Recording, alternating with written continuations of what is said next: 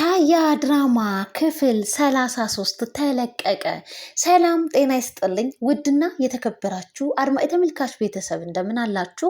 ባላችሁበት ሰላማችሁ ብዝት ይበል። ለዚህ ቻናል አዲስ የሆናችሁ ቻናሉን ሰብስክራይብ በማድረግ ቤተሰብ የሆኑ ነባሮች ላይክ፣ ሼር ማድረጋችሁን አትዘንጉ።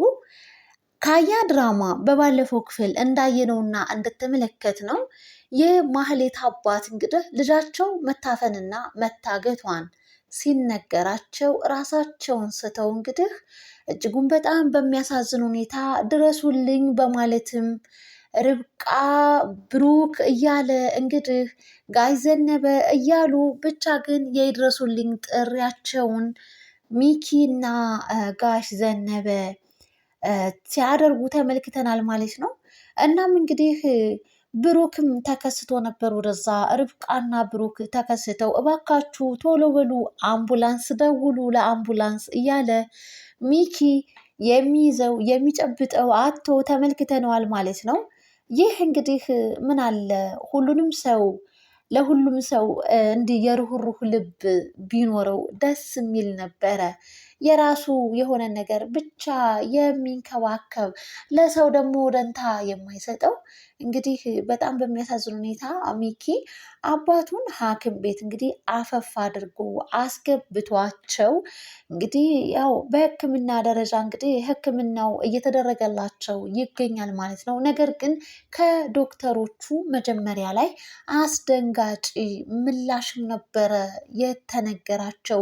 እሱ ምንድን ነው እንግዲህ አባትየው ሐኪም ቤት ከመድረሱ በፊት የልብ ምቱ እንግዲህ እንደቀዘቀዘና እንዳቆመ ተነግሮ እንግዲህ ሚኪ እጅጉን በጣም ደንግጦ እርሙንም እያወጣ ነበረ። ነገር ግን ዶክተር ተረጋጋ፣ እንግዲህ የልብ ምቱ እንዲመለስ እየጣርን ነው ያለ ነው እየሞከርን ነው፣ ግን ይመለስ አይመለስ የምናውቀው ታሪክ የለም፣ እሱን አብረን ወደፊት የምናይ ይሆናል በማለት ነበር ምላሽ የሰጡት ማለት ነው። ደስ የሚለው ነገር እንግዲህ አባትየው ወደ ራሳቸው የልብ ምታቸውም ደግሞ ስራውን ጀምሮ ወደ ሰላምነታቸው ወደ መንቃት ጀምረዋል ማለት ነው።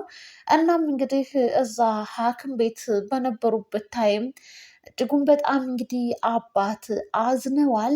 እናም እንግዲህ ግራ የገባቸው ይህ ሰው እንዴት ያለ ምክንያት እንዴት እንደዚህ ቶሎ እንዴት በምን አይነት ምክንያት ነው ራሱን ሊስት የቻለው እያሉ ወይዘሮ ሂሩት እንግዲህ ጥያቄ ፈጥሮባታል። ርብቃ ምን የምታውቂው ነገር አለሽ በማለትም ጥያቄ ስትጠየቅ ነበር። እኔ ምንም የማውቀው ታሪክ የለም እያለች እሷም እየመለሰች ባለበት ታይም ጋሽ ዘነበ ግን ትልቅ ችግር ተፈጥሯል በማለትም ነበር እንጂ እሳቸው ዝም ብሎ አይደለም ራሳቸውን የሳቱት በማለትም ምላሽ ይሰጣሉ። ምንድነው የተፈጠረው ነገር በማለትም ወይዘሮ ሂሩት ጥያቄዋን ቀጠለች።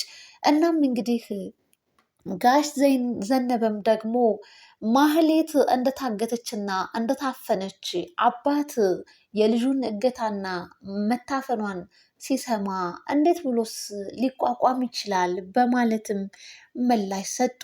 እንዴት ነው ምንድን ነው የምትለኝ አባዬ?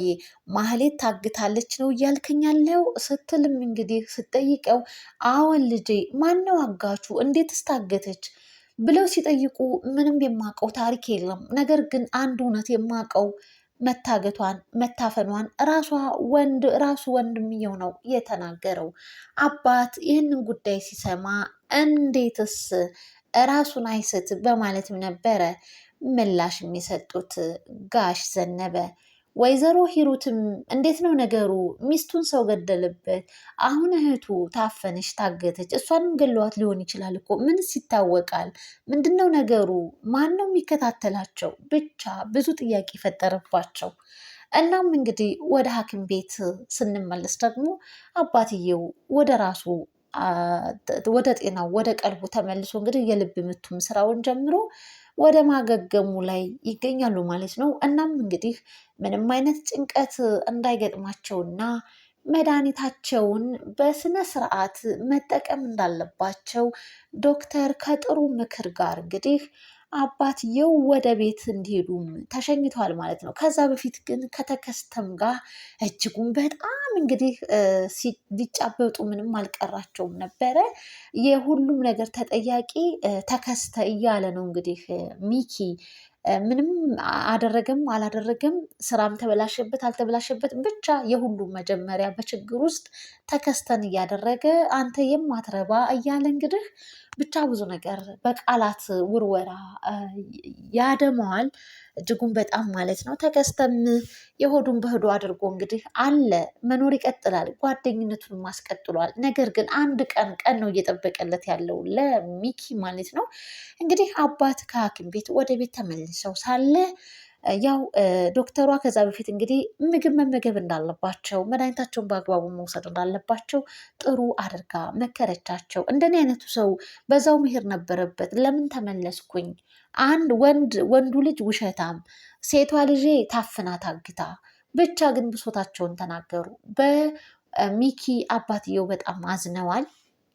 እናም እንግዲህ ልጅም እኔ እኮ ላንተ ብዬ ነው አባዬ እያለ ለእኔም ብለህ ሆነ አልሆነ ይሆን ከመስማቴ ምንም የገደደኝ ነገር የለም በማለት ነበር አባት ላይ አልፈልግም አንተ ወንድ አይደለክም በማለት ብቻ እጅጉን በጣም በሚገርም ሁኔታ እንግዲህ አባት ልጃቸውን በማህሌት ናፍቆት ምክንያት እንግዲህ ሚኪን ስድብ አድርገው ተመልክተናል ማለት ነው። ሚኪም እንግዲህ ረጅሙን ጊዜያት እኔ የማረባ ሰው ነኝ፣ ሚስቴን ላድን ያልቻልኩኝ፣ እህቴንም ላድናት ያልቻልኩ ሰው እንደኔ አይነቱ ሰው በህይወት ኖረ አልኖረ ምንስ ጥቅም ምንስ ትርጉም ይሰጣል? እንደኔ አይነቱ ሰው መሞት አለበት እያለም እንግዲህ ከዚህ በፊትም ሲያወራ ተመልክተነዋል ማለት ነው። እናም እንግዲህ ሌላው ደግሞ የብሩክ እህት እንግዲህ ከለንደን ወደ ሀገር ቤት እንደምትገባ እንግዲህ ጓደኛዋ ታበስረዋለች ማለት ነው ቤት ድረስ መታ። ነገር ግን በጣም ብዙ ብር ለትኬት እንደሚያስፈልግና ያንን ብር ደግሞ ቴኬር እንድታደርግ እህትህ እንድትመጣ በማለትም ነግረዋለች። ያ ብር ከየት ይምጣ? ባለሀብት ሆኖ ነገር ግን በባዶ እጁ ያጨበጨበ የሚገኘው ብሩክ ያኛው ሚኪ እንደፈለገ እየበተነ እንግዲህ ብሩን ወዴት ማድረግና ምን መስራት ምንስ መፈጸም እንዳለበት ያው እያንቀሳቀሰ ይጠቀማል። ነገር ግን ብሩክ አሁን እህቱን ወደ ሀገር ቤት ድሮ ኖርማል እና ጤናማ በሆነበት ታይም ለተቸገሩ የሚረዳ ለተቸገሩ የሚያጠጣ የሚያለብስ የሚያግዝ እንግዲህ ልዕልትና ቾምቤም ሊመሰክሩለት ይገባል ማለት ነው።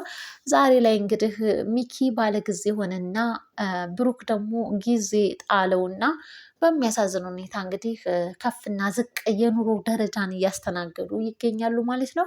ሆኖም ግን ወደ ልዕልትና ወደ ቾምቤ በመሄድ እንግዲህ ብር እንደሚያስፈልገውና ያን ብር ፈልጋችሁ አምጥታችሁ እህቴ መምጣት አለባት ወደ ሀገር በማለትም እንግዲህ ብሩክ ይናገራል ማለት ነው።